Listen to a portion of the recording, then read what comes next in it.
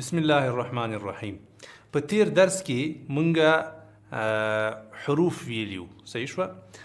مرکبات هم ویلیو، یعنی کله چې یو حرف د بل سره یوځای شي نو څنګه لوستل کیږي. هیله ده چې ان شاء الله تاسو به لوستي وي، تکرار کړي به وي تاسو، او کوم مشکل به ان شاء الله تاسو ته نه وي. په نننی درس کې ان شاء الله حروف مقطعات وایو. حروف مقطعات دا هغه حروف دي چې د بعضې سورتونو په شروع کې راغلي، په سر کې راغلي د قرآن شریف. نو ان شاء الله دا ډیر اسانه دي، دا به ووایو، له هغه نه وروسته به بیا مخکې روان یو. دا هغه حروف دي چې قرآن شریف کې راغلي خو معنا یې نه ده معلومه چاته، یعنی د الله جل جلاله دا را نازل کړي دي او د بعضې سورتونو په ابتدا کې موجود دي. اعوذ بالله من الشیطان الرجیم، بسم الله الرحمن الرحیم. الف لام میم. دغه لام د پاسه دغه چې کوم داسې یو شکل لري دې ته مد وایي، همدارنګه د میم په سر باندې دې ته هم مد وایي. د دې معنا دا ده چې کله دا راشي باید مونږ یې اوږد کړو، آواز ساوند به څنګه کوو؟ اوږدوو به. الف لام میم، الف لام میم صاد، الف لام را. کوم ځای کې چې ګورئ مد نشته هلته مونږ هغه حرف هم نه اوږدوو، را باندې نشته که نه، نو دا اوږدوو نه. الف لام میم را. كاف ها يا عين صاد. طه طا سين ميم طاسين ياسين صاد حاميم حاميم عين سين قاف قاف نون. دا حروف مقطعات دي، دا د بعضې سورتونو په ابتدا کې راغلي دي او الحمدلله مونږ ولوستل. تاسو هم کوشش وکړئ ان شاء الله چې دا پریکټیس کوئ او وی وایئ، دې کې ان شاء الله نور کوم مشکل نشته. راځو بل درس ته. په دې درس کې ان شاء الله مونږ زبر، زیر او پیښ وایو. زبر، زیر او پیښ. زبر کوم حرف ته وایي؟ حرکت ته، دغه ته وایي. کله چې د یو حرف په سر باندې یو علامه راشي، یو خط غوندې راشي، دې ته زبر وایي. کله چې لاندې ترېنه راشي نو هغه ته زیر وایي. کله چې وړوکی واو غوندې په سر باندې راشي نو هغه ته پیښ وایي. صحیح شوه. کله چې د الف په سر باندې زبر راشي نو هغه ا تلفظ کیږي، ساوند به څنګه وي؟ پرونونسیشن ا. کله چې لاندې راشي ا، داسې تلفظ به کیږي ا. کله چې په سر باندې دا وړوکی غوندې پیښ راشي نو تلفظ به داسې کیږي او. ا ا او. صحیح شوه. الحمدلله ډیر اسانه ده. بعضې خلک یې داسې وایي الف زبر ا، الف زیر ا، الف پیش او، ا ا او. دا لږ سخته کیږي غوندې. مونږ به انشاءالله ډیر کوشش کوو چې اسانه یې ووایو. بس چې کله یو حرف په سر باندې زبر راغی، زبر دغه پاس حرکت ته وایي، دا به څنګه وایو؟ ا. کله چې لاندې ترېنه راغی ا، کله چې په سر باندې راغی نو هغه ته او ویل کیږي. صحیح شوه. ا ا او. صحیح ده ان شاء الله. نو کوشش به کوئ ان شاء الله چې په ډیر اسانه باندې دا زده کړئ او ډیر په کرا کرا باندې دا تاسو زده کړئ. ګورئ کله دې خوا نه مونږ ووایو نو بیا به څنګه وایو؟ او ا ا او ا ا. یو خبره په یاد ولرئ، کله چې په الف باندې دغه رقم حرکتونه راشي، زبر، زیر او پیښ، نو بیا هغه ته الف نه وایي، هغه ته حمزه وایي. صحیح شوه. هغه ته حمزه وایي. راځو ها ته. ګورئ ها ده، دا هم ها ده، دا هم ها ده. دلته ورباندې زبر راغلی نو څنګه به وایو؟ ها.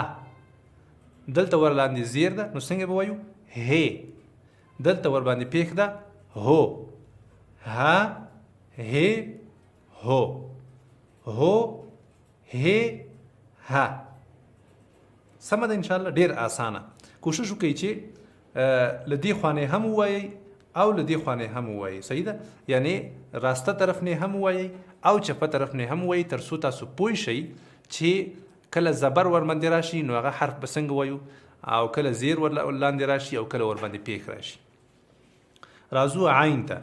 زبر ور باندې راغلی ع، زیر لاندې راغلی ع، پیښ د ور باندې عو. ع ع عو عو ع ع. ح ح حو حو ح ح.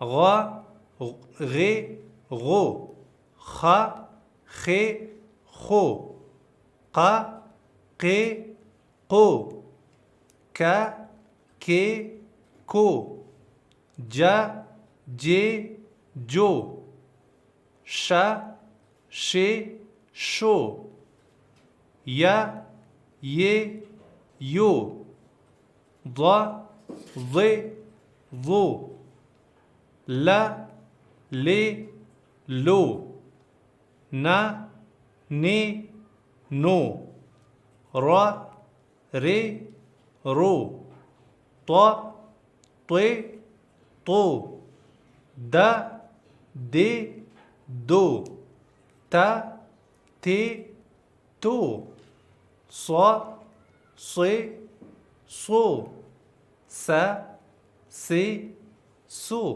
ګوره مخکې مو ویلي وو چې صاد دا ډک ویل کېږي، دلته به هم هغه مراعات کوئ. ص ص صو. او موږ ویلو چې سین دا باریک ویل کېږي که نه، نو دلته به تاسو همغه قاعده مراعات کوئ. س س سو. فرق مو پېژانده که نه، دا به ډک وایي او دا به باریک وایي. ز ز زو ظ ظ ظو ذ ذ ذو. مونږ ویلو کنه چې ذال د ژبې سر د پاس غاښونو له سر سره ادا کیږي، نو کوشش به کوئ چې دا ز هغه ز چې کوم ده د ز او د ذال ترمنځ همیشه فرق په نظر کې ونیسئ. ذ ذ ذو ث ث ثو. مونږ ویلو کنه چې ث هم د ژبې سر د پاس غاښونو سر سره ادا کیږي، نو کوشش به کوئ چې د ث او د س سین ترمنځ فرق په نظر کې ونیسئ. ث ث ثو ف ف فو و و وو ب ب بو م م مو. دوستانو تاسو ولیدل چې دا څومره اسانه ده. الحمدلله تاسو کولی شئ چې انشاءالله دا په یو څو دقیقو کې زده کړئ او تکرار کړئ د خپلو ماشومانو سره. کوم شیونه چې موږ په ابتدا کې ویلي وو چې د ث او د ذ په منځ کې فرق، د سین او د ث په منځ کې فرق، دا باید تاسو همیشه په نظر کې ونیسئ چې تر څو در باندې ګډ وډ نشي او تاسو ورسره عادت شئ انشاءالله. نو کله هم چې زبر په کوم حرف باندې راغی هغه به مثلا با باندې راغلی با، که چیرته لاندې ترنه راغی بی، که چیرته په سر باندې پیښ ور باندې راغی بو، دا که چیرته میم باندې راغی دال باندې راغی، نو تاسو کوشش وکړئ انشاءالله چې دا پریکټیس کړئ او خپلو ماشومانو سره هم تکرار کړئ. چې کله تاسو له دې سبق نه خلاص شوئ کوشش وکړئ چې ماشوم ته ووایئ ورته دا څه شی ده، مثلا دا څه شی ده، هغه به تا ته وایي دا لام ده، ښه څه شی پرې راغلی، پیښ پرې راغلی. صحیح شوه؟ نو څنګه به وایي هغه کیدای شي ورنه هیر شوی وي، ته به ورته ووایې چې ګوره پیښ په هر حرف راشي هغه به لو داسې به وایو. صحیح شوه؟ ګوره دلته یا باندې راغلی یو، دلته جیم باندې راغلی جو، قاف باندې راغلی قو، غین باندې راغلی غو، عین باندې راغلی عو. صحیح شوه؟ دغه رقم به ورزده کوئ انشاءالله. یعنی تاسو کوشش وکړئ چې د ماشوم ذهن په کار واچوئ او تاسو خپل ذهن هم انشاءالله په کار واچوئ. دا ډیره اسانه کیږي، بیا باور وکړئ ډیره اسانه کیږي. یو ماشوم و کنه هغه هم داسې دا ټول یاد کړی و ا ای او ها هی هو ع، لیکن کله ودې چې ورته وویلې چې دغه څه شی ده بس بیا هغه ماشوم په دې نه پوهېده. نو مهم دا ده چې تاسو په دې باندې ځانونه پوه کړئ، ماشومان په دې پوه کړئ چې ګوره ماشومه دا ها ده، کله چې ترنه دغه رقم لاندې یو حرکت راغی هغه ته زیر وایي، بیا تلفظ یې داسې کېږي هی. نو ماشوم دستي چې ذهن یې وری کار وکړي نو خوشحاله کېږي ماشوم چې ګوره ذهن کار په کار واچوئ که نه، ډېر خوشحاله کېږي او په خپله باندې کوشش کوي چې یو حرف صحیح ووایي. بیا چې کله مثلا پوښتنه ترنه وکړئ ورته دا به څه شی، ګوره شین ده او لاندې ترنه زیر ده، نو دستي به درته وایي چې شی. ښه بیا ورته دا به څه شی، تا ده زبر ده پې، دستي درته وایي ته. صحیح ده ته. نو دغه رقم انشاءالله مخکې لاړ شي. دا زه تجربه لرم په دې بخش کې چې انشاءالله په دې طریقه باندې به تاسو په ډېره ښه طریقه ماشومان پوه کړئ او انشاءالله په ډېره زر تر زره طریقه باندې به انشاءالله د ماشومانو ذهن هغه فعالیت شروع کړي او په هر څه باندې به انشاءالله پوه شي. راځو د بل درس ته. دا درس د تنوین په اړه ده. تنوین څه ته وایي؟ تنوین دې ته وایي چې کله دوه زبرونه، مخکې خو مونږ درس کې یو زبر ویلې که نه، اوس دلته دوه زبرونه دي. کله چې دوه زبرونه راغلل یا دوه زیرونه راغلل او یا دوه پیښونه راغلل، یو داسې راسته لیکل کېږي او بل چپه لیکل کېږي، نو کله چې دا دوه پیښونه راغلل دې ته تنوین وایي. تنوین یعنی نون شکل لري، دا په حقیقت کې د نون حیثیت لري. صحیح شوه؟ دوه زبرونه، دوه زیرونه او دوه پیښونه. مخکې چې کله به یو زبر راغی با به مونږ ویلی، اوس چې دوه زبرونه راسي بن وایو. چی وایو؟ بن. مخکې به چې یو زیر راغی مونږ به بې ویلی، اوس چې دوه زیرونه راسي مونږ بن وایو. مخکې به چې یو پیښ راغی مونږ به بو ویلی، اوس چې دوه پیښونه راسي مونږ چی وایو؟ بن. بن، بن، بن. صحیح ده؟ انشاءالله ډیر اسانه ده. ګورئ میم ده دوه زبرونه پې راغلي، نو موږ به څنګه وایو؟ من. ډېر اسانه ده. من. میم ده لاندې ترنه دوه زیرونه راغلي، څنګه به وایو؟ من. میم ده پاس ورباندې دوه پیښونه راغلي، څنګه به وایو؟ من. من، من، من. من، من، من. بن، بن، بن. چې یو زبر وي ورباندې څنګه به وایو؟ با. چې یو زیر وي بې. چې یو پیښ وي بو. لیکن دلته دوه زبرونه دي، بن، دوه زیرونه دي، بن، دوه پیښونه دي، بن. بن، بن، بن. ون، ون، ون. فن، فن، فن. ثن، ثن، ثن. ذن، ذن، ذن. ظن، ظن، ظن.